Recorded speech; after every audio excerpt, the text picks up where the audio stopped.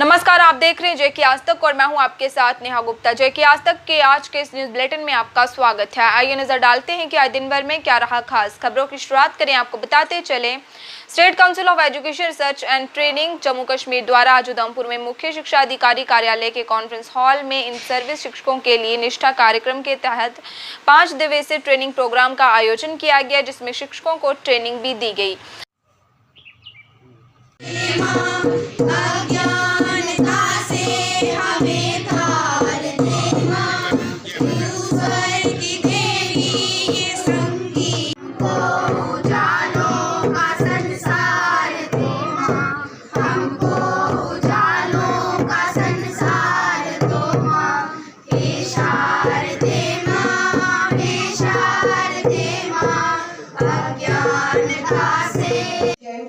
Jammu Division has initiated this training program simultaneously across all 10 districts of Jammu Division.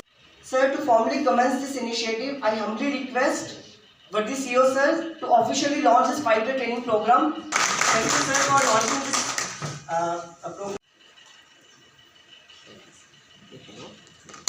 Speaking for the training module has been launched and we will share it further with all you. Sir, as for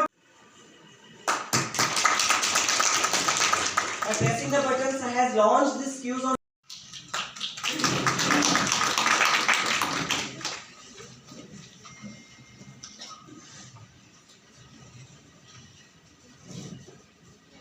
Respected Teachers, school heads, educators and parents. और inclusive बच्चे जो हमारे लिए बहुत जरूरी है। हमारे पास जहाँ पर बैठे हुए डिजिटल नोडल ऑफिस जो है इंक्लूसिव एजुकेशन के, मैं अपना नाम भी भूल गया, उनकी भी बड़ी कॉर्पोरेशन है। और हमारे जो इंक्लूसिव एजुकेशन जितनी पार्टिसिपेंट्स हैं जहाँ पर, और ऐसे डिफिकल्टी को यहाँ पर वेलकम करता हूँ कि उन्होंने जहाँ पर वेन्यू जो हमारे ऑफिस में चुना, और जो डायरेक्ट फैकल्टी मेंबर जो उनका भी वेलकम करता हूँ। ये जो 5 डेज की जो ट्रेनिंग है और इंक्लूसिव एजुकेशन के ऊपर, इंक्लूसिव एजुकेशन जो है दैट इज़ वेरी इंपॉर्टेंट। हमारे पास जो चिल्ड्रन विद स्पेशल नीड्स के स्टूडेंट्स जो हैं उनको हमने जो एट पार रखना है इनका क्लासरूम, ताकि वो बच्चे दुनिया करें कि हम जो किसी से कम हैं। उन बच्चों के अंदर बहुत ही टैलेंट है। और ये जो ट्रेनिंग जो हमारा बड़ा बिजी शेड्यूल था, हमारी मीटिंग्स वगैरह होती रहती है, आगे पूरी डीसी के साथ मीटिंग है, फील्ड में जाना पड़ता है। एग्जाम भी था, आज मैं एग्जाम में भी करता, आज 11th का पेपर था, वहाँ भी वॉलंटियर करनी थी। लेकिन मैंने कहा कि जो ट्रेनिंग जो है इसको अटेंड करना सबसे जरूरी काम है। और मुझे बड़ी खुशी होती है जब डॉक्टर फारूक शान, मैं DNO inclusive and equitable education district Udhampur, diet Udhampur. I am also senior lecturer diet Udhampur. तो ये जो 5 दिन का ट्रेनिंग प्रोग्राम हमारा इंक्लूसिव और इक्विटेबल एजुकेशन पे है, तो ये बेसिकली उन लोगों के लिए, उन बच्चों के लिए है। ये इंक्लूसिव एजुकेशन कोई नई एजुकेशन तो नहीं है। हमारा जो एजुकेशन का सेटअप है, सिस्टम है, इसका हिस्सा है। और NEP 2020 जो है उसका चैप्टर 6 जो है इंक्लूसिव और इक्विटेबल एजुकेशन के बारे में स्ट्रेस देता है कि ऐसे मार्जिनलाइज्ड सेक्शंस के बच्चे या ऐसे बच्चे जो स्पेशली एबल्ड हों, जो सुन नहीं सकते हों, देख नहीं सकते हों या चल नहीं सकते हों, या उनको कोई ऑटिज़म का शिकार हो, कोई मेंटल डिसेबिलिटी हो, ऐसे बच्चों को हमने नॉर्मल स्कूल्स के अंदर लाना है और उस स्कूल के अंदर इंक्लूसिव एनवायरनमेंट को क्रिएट करना है, जहाँ पे उनको किसी किस्म की बाधा ना हो, जहाँ पे उनके साथ किसी किस्म का डिस्क्रिमिनेशन ना हो, या इस तरह का कोई भी बच्चा जो है वो स्कूल एनवायरनमेंट से या क्लासरूम एनवायरनमेंट से या टीचिंग लर्निंग प्रोसेस से जो है वो दूर ना रहे। वो स्कूल के अंदर आना चाहिए, चाहे वो किसी भी सेक्शन का हो, चाहे वो किसी भी वो डिसेबिलिटी का शिकार हो या ना हो, उसको स्कूल के अंदर लाना हमारा काम है। इस कंटेक्स्ट में अभी तक हमने कोई 500 टीचर्स को डिस्ट्रिक्ट उधमपुर के अंदर डाइट के अंदर ट्रेन किया हुआ है। उसमें विभिन्न किस्म की जो इंक्लूसिव एजुकेशन के एस्पेक्ट्स हैं उनको उनके साथ जो है डिस्कस किया हुआ, उनको ट्रेन किया हुआ है। उसी के साथ साथ कम से कम हमने 300 से 400 के करीब जो है हमने HOIs को, जो स्कूल के हेड्स हैं, उनको इसके मुतालिक जो है हमने ट्रेन किया हुआ है, ताकि पूरे डिस्ट्रिक्ट उधमपुर के अंदर एक इन्वायरमेंट ऐसा क्रिएट हो, एक माइंडसेट ऐसा क्रिएट हो जिसके अंदर किसी भी ऐसे बच्चे के साथ डिस्क्रिमिनेशन ना होने पाए, किसी भी ऐसे बच्चे को लर्निंग और टीचिंग प्रोसेस से दूर ना रखा जाए। और तमाम ऐसे बच्चों को, यहाँ हमारा CO ऑफिस उधमपुर के अंदर एक रिसोर्स रूम है जहाँ स्पेशल एजुकेटर्स मौजूद हैं। अगर इस प्रकार का बच्चा इंटायर डिस्ट्रिक्ट उधमपुर में कहीं भी मिलता है, उसको यहाँ पे लाया जा सकता है। यहाँ स्पेशल एजुकेटर्स उनके साथ जो है वो बातचीत करते हैं, उनकी जो डिसेबिलिटी है उसको असेस किया जाता है, आइडेंटिफाई किया जाता है, उनके लिए अलग से इंडिविजुअलाइज्ड एजुकेशन प्लान बनाए जा सकते हैं। तो इसी सिलसिले में ये 5 दिन की ट्रेनिंग प्रोग्राम है यहाँ पे हमारे यहाँ चीफ एजुकेशन ऑफिसर उधमपुर के इस ट्रेनिंग हॉल में।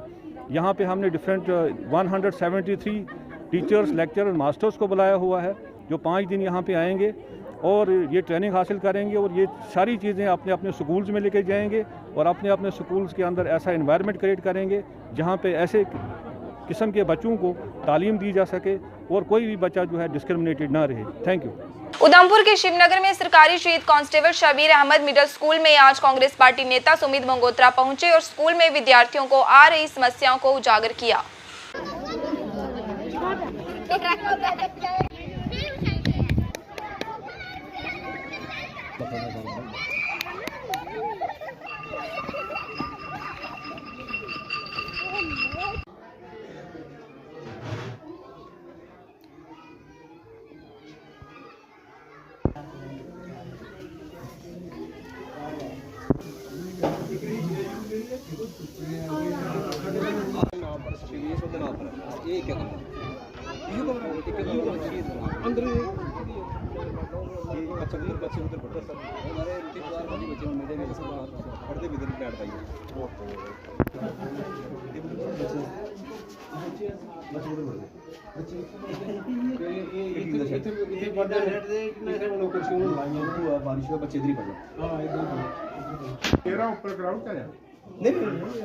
बच्चे इधर ही पढ़ते बच्चे जेड़ा पक्का कमरा है ओदे च ਇਹ ਸਰ ਕਮਰਾ ਹੈ ਉਹਦੇ ਚ ਬੱਚੇ को सर एज अ स्टोर है वो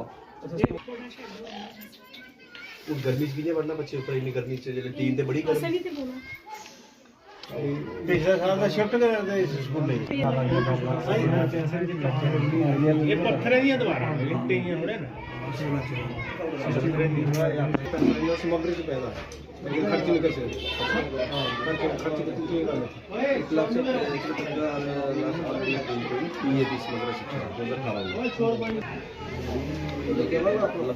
कितनी शिवनगर में यहाँ के जो सीनियर सिटीजन लोग हैं उनके द्वारा मुझे यहाँ पे बुलाया गया। कुछ रोज़ पहले मेरे से इन्होंने मुलाकात की और हमारे नोटिस में ये बात लाई कि शिवनगर में जो मिडिल स्कूल है शहीद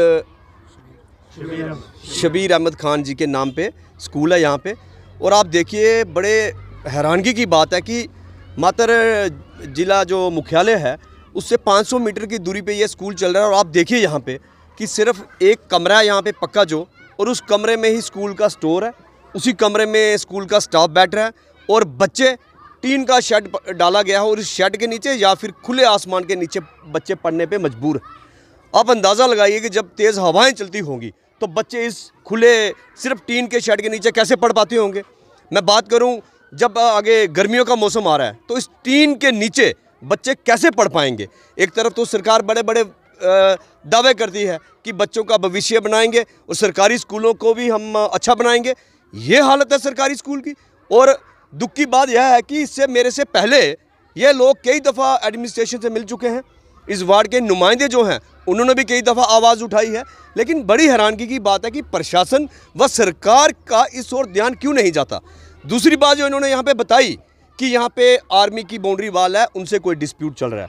तो एज़ पर रिकॉर्ड जो इन्होंने रिकॉर्ड दिखाए हैं यहाँ पे जो 1 साल पहले भी जो चीफ एजुकेशन ऑफिसर हैं उन्होंने रिटर्न में लिखा है कि यहाँ पे हमें 8 कमरों की ज़रूरत है, एक एग्ज़ामिनेशन हॉल की ज़रूरत है, और यहाँ तक कि यहाँ पे जो बच्चे हैं छोटे छोटे बच्चे और 8th क्लास के बच्चे उनके लिए यहाँ पे टॉयलेट भी नहीं है, बच्चे खुले में यहाँ पे वॉशरूम जाने को मजबूर हैं। तो मैं पूछना चाहता हूँ कि ये मैं कहूँगा कि सरकार प्रशासन व हम लोगों के लिए भी बहुत शर्म की बात है कि अगर बात की जाए तो यहाँ के लोगों द्वारा कई बार इस मुद्दे को उठाया गया और मीडिया द्वारा भी इसे मुद्दे को उठाया गया था, लेकिन ये कहा जा रहा है कि आर्मी की है। लेकिन आर्मी के अधिकारियों से आपकी बात क्यों नहीं हुई, उनसे क्यों नहीं? देखिए आज मुझे यहाँ पे पहली बार यहाँ पे आया हूँ।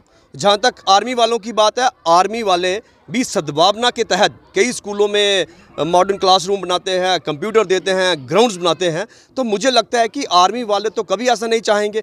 अब असल में डिस्प्यूट क्या है ये आज इन्होंने मुझे बताया, लेकिन रिकॉर्ड में जो जगह है 2 कनाल कुछ मरले 2 कनाल कुछ मरले 11 2 कनाल 11 मरले एज पर रिकॉर्ड जो है वो तो स्कूल के नाम पे है। ये सरकारी ज़मीन है और सरकारी ज़मीन में जो गर्दोरी लगी है वो 2 कनाल कुछ मरले की स्कूल के नाम पे लगी है। तो पहले आर्मी वाले कहते थे कि हमारी ज़मीन है। अगर आर्मी वाले सही कह रहे हैं तो फिर रेवेन्यू डिपार्टमेंट झूठ बोल रहा है। अगर रेवेन्यू डिपार्टमेंट सही है, रिकॉर्ड में अगर इनकी ज़मीन है, तो फिर आर्मी वालों से मैं बात करूंगा जल्द। हम जो हमारी डीसी मैम है उनसे बात करेंगे, क्योंकि हमारी आर्मी वालों से बात करना और डीसी मैम की आर्मी वाले से बात करने में बड़ा फ़र्क है। और कोशिश करेंगे अगर हमारी ज़रूरत पड़ती है, जो आर्मी के यहाँ पे जो भी कमांडर होंगे, यहाँ के जो देख रहे होंगे, जिनकी यहाँ पे बाउंड्री बाल लगती है, जो भी यहाँ पे यूनिट है, हम पूरे मोहल्ले वालों की तरफ से एक डेपुटेशन उनसे ही मिलेंगे। लेकिन उससे पहले हम डीसी मैम से मिलेंगे भी और आपके मीडिया के माध्यम से हम डीसी मैम से रिक्वेस्ट करते हैं कि इस मसले में इंटरवीन कीजिए और इस मसले को हल्के में ना लीजिए कि छोटे छोटे बच्चे हैं। और सुनने में आया कि जब मसला हाईलाइट हुआ तो कहने लगे कि स्कूल को ही ख़त्म करते हैं, स्कूल के बच्चे जो पुराना हाईवे है, चर्च के साथ जो स्कूल है वहाँ पे भेजेंगे। क्यों भेजेंगे? गरीब बच्चे हैं। क्या आप गवर्नमेंट यहाँ पे उनके लिए फ्री में बस प्रोवाइड करेगी? नहीं करेगी। गरीब बच्चे, छोटे छोटे बच्चे यहाँ से 1 किलोमीटर या 500 मीटर जितना भी है दूर जाएंगे और सड़क क्रॉस करेंगे, कोई हादसा होगा तो कौन जिम्मेवार है? क्यों बंद करेंगे? इसी स्कूल को हम मांग करते हैं कि जो इनकी ज़मीन है, जो इनके एज पर कार्ड ज़मीन है। और मैं लास्ट में एक बात कहना चाहूँगा कि PAB समग्र शिक्षा के तहत 2018-19 में यहाँ पे 1,74,000 रुपया स्कूल के लिए आया था, जो लिखा है यहाँ पे। लेकिन ड्यू टू डिस्प्यूट, आर्मी के जो डिस्प्यूट के चलते नहीं जो अप्रूव हुआ था, वो भी अभी तक नहीं लगा है। क्यों? कि डिस्प्यूट है। उससे पहले 7,14,000 रुपया भी यहाँ पे सैंक्शन हुआ था। मेरे कहने का मतलब है, सरकार अगर यहाँ के लिए पैसा भी सैंक्शन कर रही है, फिर भी कौन सा डिस्प्यूट है? अगर डिस्प्यूट छोटा सा हो भी, मुझे लगता है कि आर्मी वालों के साथ एडमिनिस्ट्रेशन बात करे। और इस मसले को हम कहना चाहते हैं कि बड़ा पुराना मसला है, लेकिन अब हम इस मसले को लेके, चाहे हमें कोर्ट का दरवाज़ा खटखटाना पड़ेगा, हम इनको लोगों को लेके हम कोर्ट में भी जाएंगे। लेकिन हमने स्टाफ के साथ भी बात की। आप स्टाफ की हालत देखिए, वहीं पे स्टाफ के लोग बैठे हैं और उसी पर्दे के पीछे बच्चों के लिए मिड डे मील बन रहा है और वही खाना बाहर ज़मीन में बैठ के खिलाया जा रहा है। क्या है ये? जैसे मैंने पहले कहा कि हमारे लिए भी शर्म की बात है। और मैं कहना चाहूँगा कि जो भी अभी नई सरकार बनी है, जो यहाँ से विधायक चुन के गए, मैं उनसे भी कहूँगा आपके मीडिया के माध्यम से कि विधायक साहब, आप इस मसले को असेंबली में जोर शोर से उठाइए, क्योंकि मैंने पहले भी कहा था, हम अगर जीत के आते। मापतौल विभाग द्वारा आज व्यापार मंडल कार्यालय में कैंप का आयोजन किया गया, जिसमें काफी संख्या में दुकानदार पहुंचे। वह तराजुओं पर स्टापिंग करवाई गई।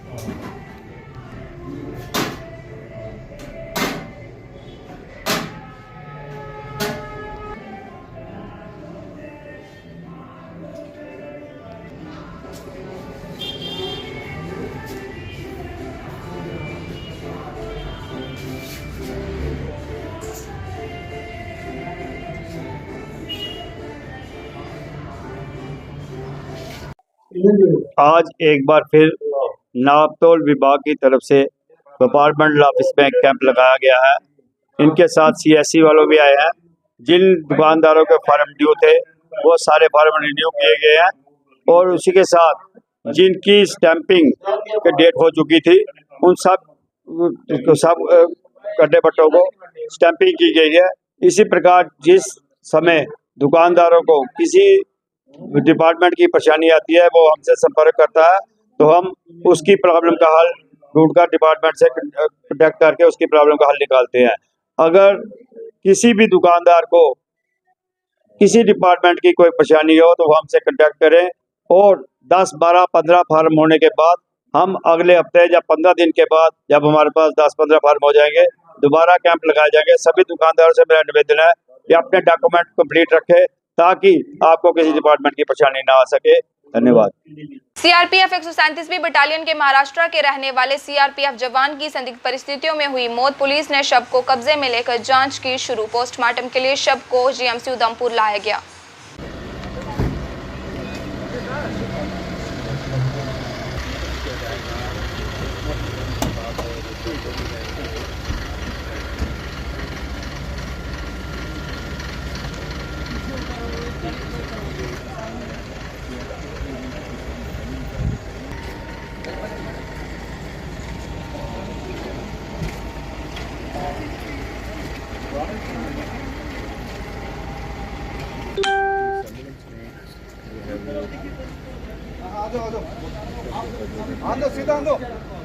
सीधा सीधा अशोक नागपुरे उन्होंने इसकी पुष्टि की है। इस सीआरपीएफ के लोगों ने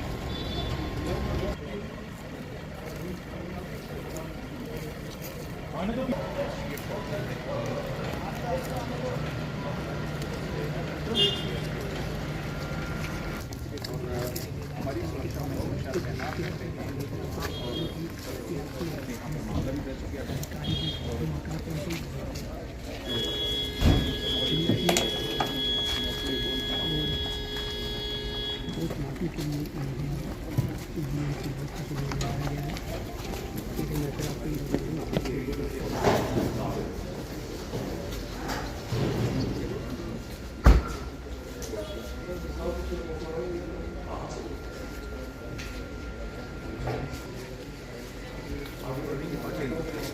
बताया जा रहा है और ये रहने वाले मूल रूप से महाराष्ट्र के थे और उधमपुर की जो सीआरपीएफ की 137 बटालियन है उसमें यहाँ पर तैनात थे।